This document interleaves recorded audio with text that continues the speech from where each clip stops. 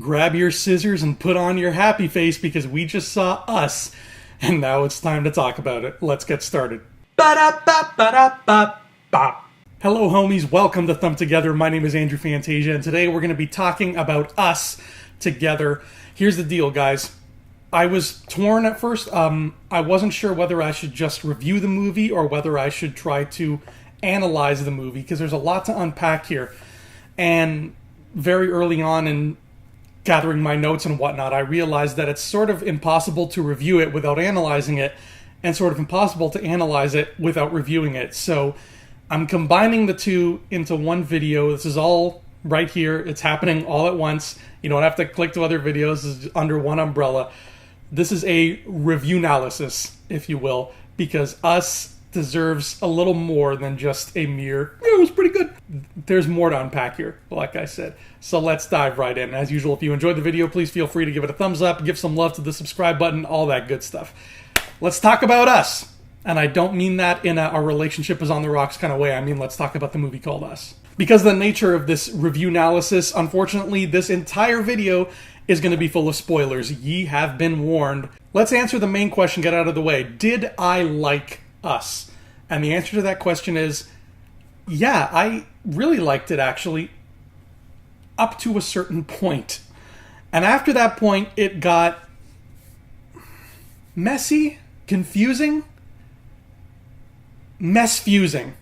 Let's put it that way. If you're watching this far, you've either already seen the movie or you do not care about spoilers, in which case, here's the deal with what's going on in Us. There is an underground network of tunnels that stretch apparently all throughout the United States of America, and within a few of these tunnels, at least one of these tunnels, there is a secret underground facility where somebody has made clones of people. Before I get any further, here's what I'm going to have to do. From what the movie has shown me, and the rules it has set in place, even though they are kind of flexible rules at best, I think the only way we can move forward from here, the only way we can keep talking about Us, is everybody sitting in this room talking about the movie today. I think we all have to admit that in order for any of this to work, the world of the film has to be a world in which there is supernatural forces at work, in which magic is a thing, because otherwise nothing makes sense. At least, not to me. And I know a lot of people find that very hard. I remember, talking about Lost with people, and they're like, but I don't get it. How come this happened? And it's like, sometimes you just have to say, because the island was magic. And literally, that's the only explanation we can give.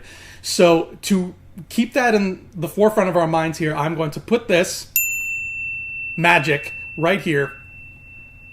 And it's going to stay there for the remainder of this discussion, just in case we need to remind ourselves that this is a thing in this movie. So Lupita Nyong'o's character, Adelaide, visits this carnival as a little girl with her parents, and she wanders off, and she walks into the funhouse, and she finds her doppelganger, who is also in the funhouse, who has also wandered off from her flock.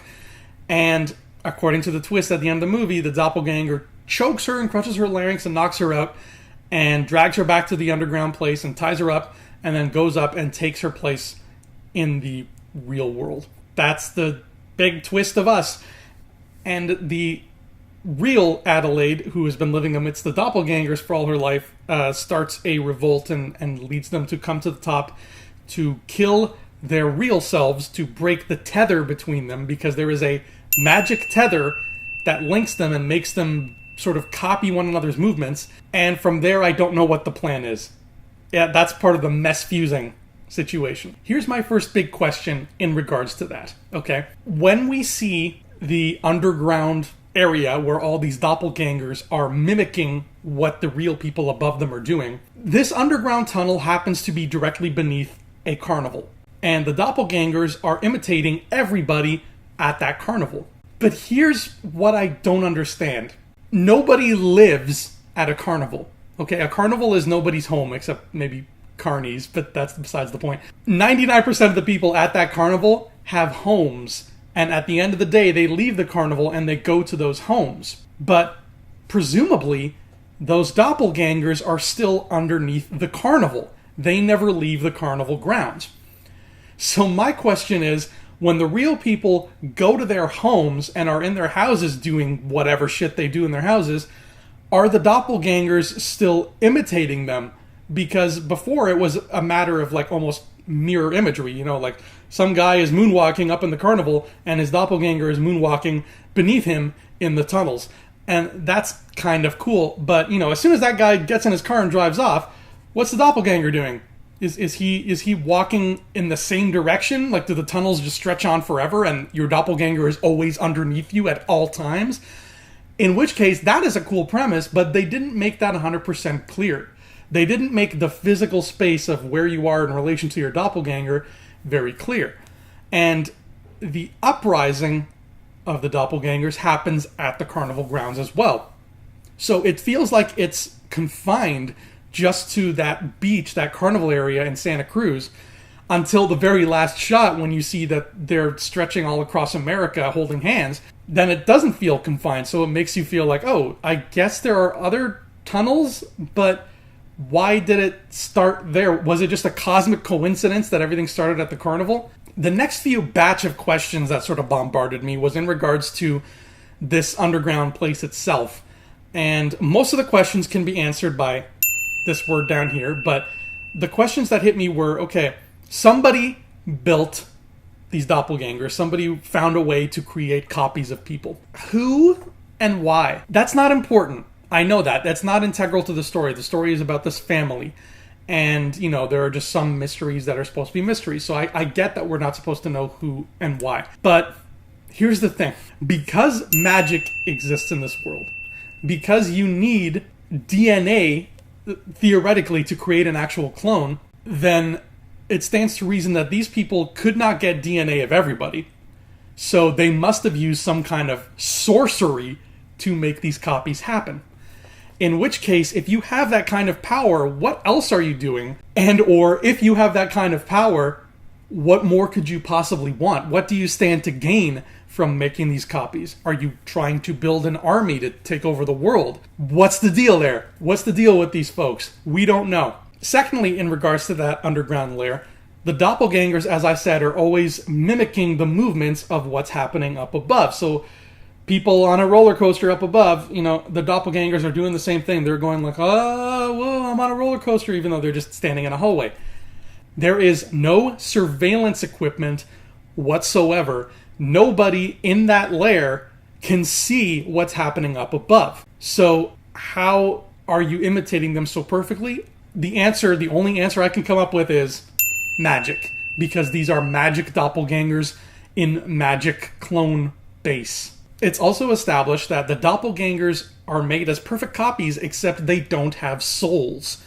So they're just sort of mindless zombies who don't speak and they just go, ah, ah. So what was it that made Adelaide's doppelganger, Red, what was it that made Red so special? Why was Red tuning in and being like, ooh, Adelaide, the real one, is walking towards the House of Mirrors right now.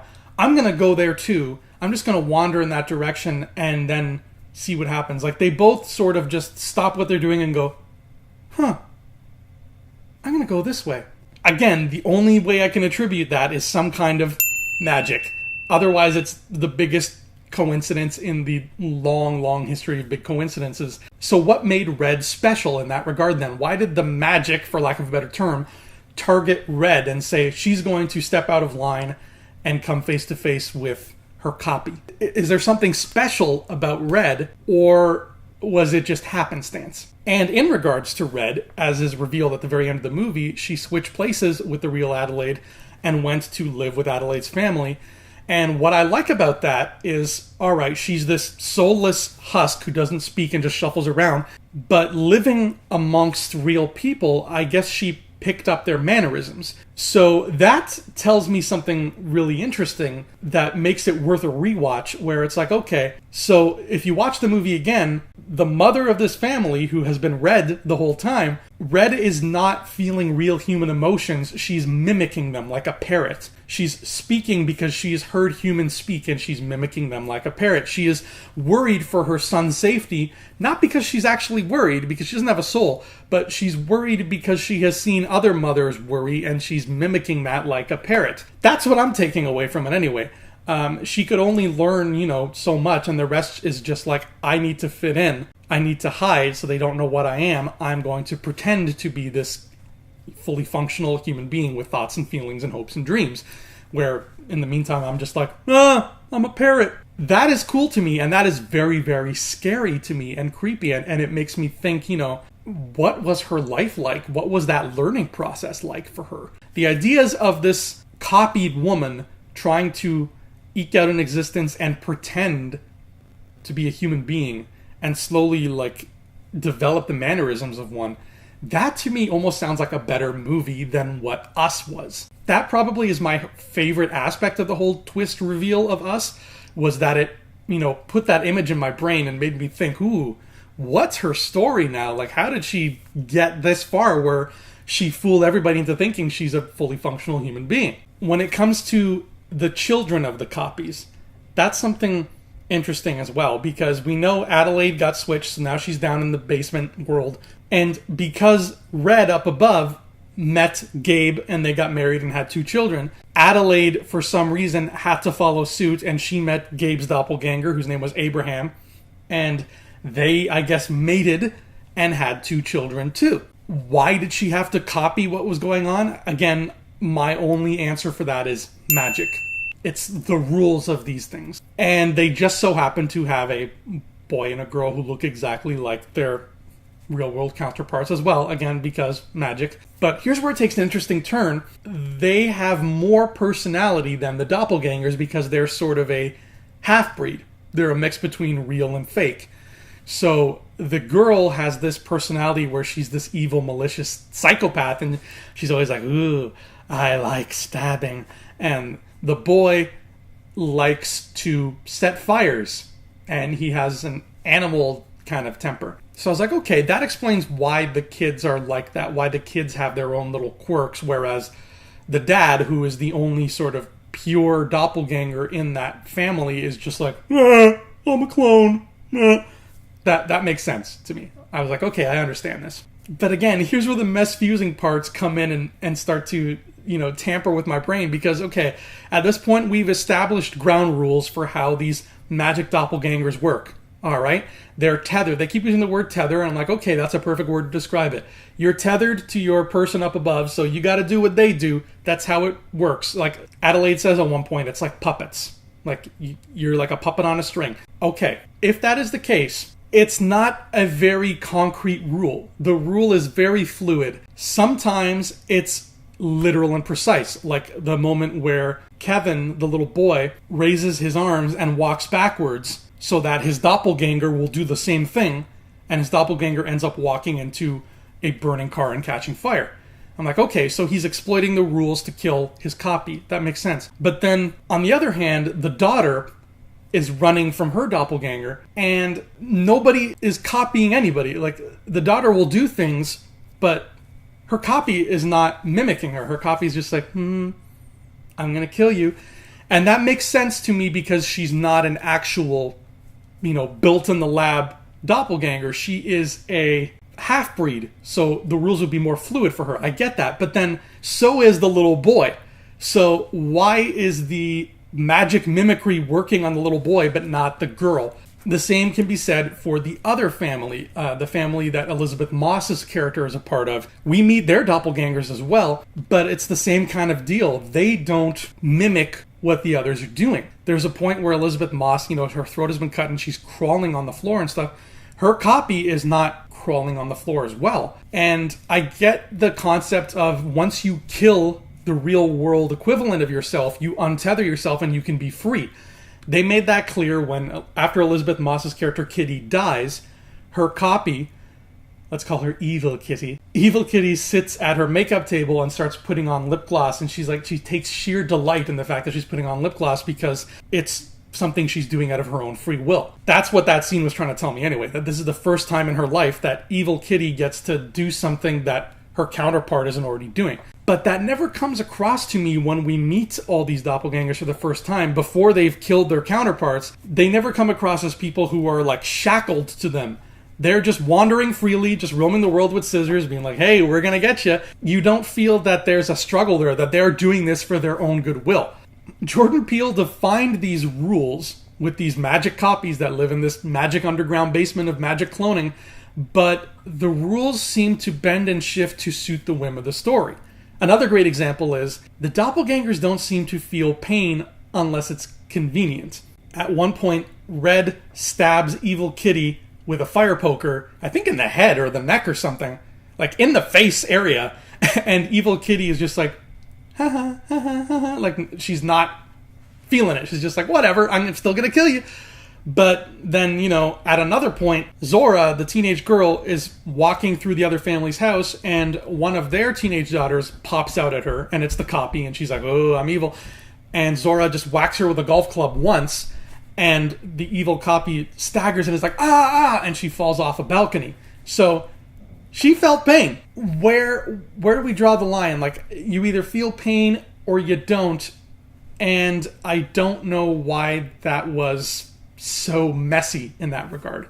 It didn't follow its own rules very well. Maybe the answer is magic, but you can't cop out to that all the time. Another thing that really did not make sense to me was we get that big reveal at the end where, yes, Red and Adelaide switch places when they were in that funhouse as kids, and this whole time it's been Red living up in the world. Okay, that's fine. That's a great twist. I like that. But here's the problem.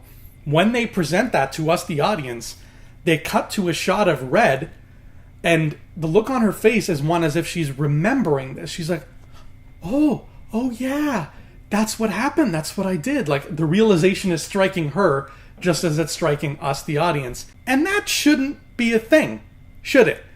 This is probably the most important part of Red's life, breaking free of that underground world and living up, seeing the sky, and becoming a real person. I think this is a detail she would probably remember fairly well. This isn't something that she would bury in her subconscious and be like, oh yeah, that's right, I was an evil clone once who lived in a subterranean chamber underneath the carnival, and I started a family after I escaped and switched places with my real world equivalent, and now here I am, and everything's great. Funny how we forget things sometimes. Who wants pizza? Like, that is not a thing that should happen. You remember that shit, girl. That is your crucible moment in life. That's the crossroads where you took the right turn and you made something of yourself. You remember that. Last but not least, it's implied and spoken at certain points that the mission of the underground people, their whole goal here, is to kill their equivalents up above, because by doing so you cut the tether, and that way they will be free and they will live their lives. They don't really go about that in a very efficient way. At least Adelaide and her family of clones do not. I mean, when you have Kitty's family, Kitty's clone and their equivalents, they just show up in the house and are like, stabby, stabby, and it's done. Whereas Adelaide does not do it very well at all. It's very dragged out. It's very, dare I say, Dr. Evil Austin Powers, where it's like, I'm going to place you in an easily escapable situation involving an overly elaborate and exotic death. Instead of just, breaking into the home and being like, I'm going to stab you guys now, they play with their food. And I think if you've been planning an uprising for a long-ass time and you just want freedom, you probably shouldn't play with your food. I mean, she gives Gabe to Abraham, and she's like, okay, there you go, he's yours. And Abraham very slowly just drags him onto a boat and wraps him in a garbage bag. I'm assuming he's going to toss him in the water and drown him, but Abraham, you're a big dude, man. Winston Duke is a big man. All you gotta do is reach out and crush his windpipe, and there you go. You're free. Same with the kids. She tells Zora, oh, go run. And then she tells her daughter to chase her, as if it's a game of cat and mouse. Stab her ass if you really want freedom so badly.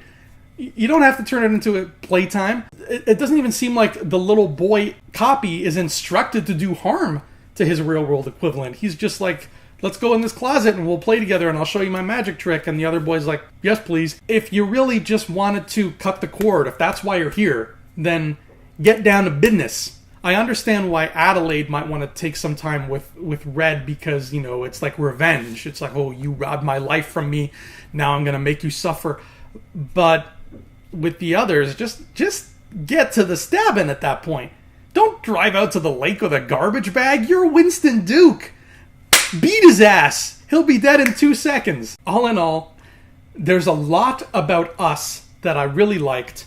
And I would love to watch it again and, catch the things I missed and see if there are clues dotted within that spell out more of the story and flesh it out more for me. Because remember, this is Jordan Peele we're talking about, and Get Out was full of that shit. Get Out, there was a point where I watched Get Out twice in a row because there's so many things you catch. You're just like, oh my god, isn't that cool? Doesn't that make more sense now that we know the ending? Us might have those. And I think it's worth another watch. And maybe on the second watch, I'll appreciate it more. But as it stands, the reveal of this underground base, which is very, very, very deeply entrenched in magic rules that don't necessarily apply to the laws of physics, and that's fine. But the reveal of that whole underground layer was disappointing and mess-fusing, and it really broke its own rules so many times that I was just left wondering if I missed something. I was left wondering if I was just too dumb to understand what was going on, and I don't think that was the case. I think the movie just sort of kept rerouting itself, like you're taking wrong turns on a GPS, so it keeps giving you alternate routes. Like, oh, that's right, they can feel pain, so never mind that whole bit about them not feeling pain, but, there's a reason why they can feel pain, because she says this. Oh, but when she said that, she contradicted herself earlier. Oh, well, that's because she's thinking this in the moment, and now she has a new mission statement, and it's like, maybe you should have reworked that third act a little bit, Jordan. I loved the rest of it, though. I was 100% on board, and when we got to that reveal, you didn't lose me, but you started to make me doubt you. And that's what I walked away from Us feeling. I walked away from Us feeling like this is a movie I really enjoyed, but I'm doubting that it is as finely crafted at the end anyway as it was at the beginning. So that's my review analysis of this mess-fusing film. Is it as good as Get Out? I don't want to compare the two because they're very different movies, but no, I didn't like it as much as I liked Get Out. I'll just say that. Besides, it's much more believable that there would be a weird group of racist, culty people living deep in the woods who harvest the brains of unsuspecting innocent folks who just stumble across them. It's much easier to believe that than it is to believe that there is a subterranean warren of magic clones who wear red and carry scissors around and try to stab people and, have big wide eyes and no eyebrows and never blink. There is no such thing, folks. You will never have to worry about evil doppelgangers wearing red, carrying scissors, popping out of the ground and trying to stab you. That is fantasy, that is magic, and that is Thumb Together. I'm Andrew Fantasia. Thank you so much for tuning in today. I'll see you here next time, and until then, adios.